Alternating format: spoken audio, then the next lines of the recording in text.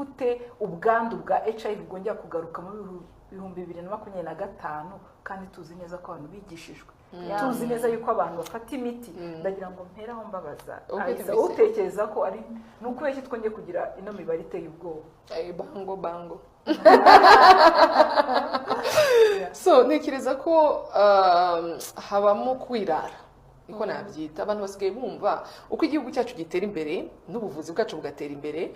abantu babumva sida itakibaho bambe HIV itakibaho iyo bibaye sida biba byabaye umuntu aba yazahaye aba yarwaye koko abantu basigaye bumva iyo virus itakibaho bakavuga ati twateye imbere leta yakoze ibishoboka byose iraeradicatinga cyangwa se yikuraho ntabwo shati kubona umuntu urwaye sida ati bisigaye biba bigoye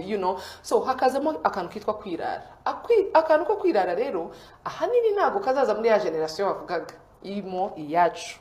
ya generation yacu twakuze tubona ngiye ndabyibuka ko nabonye abantu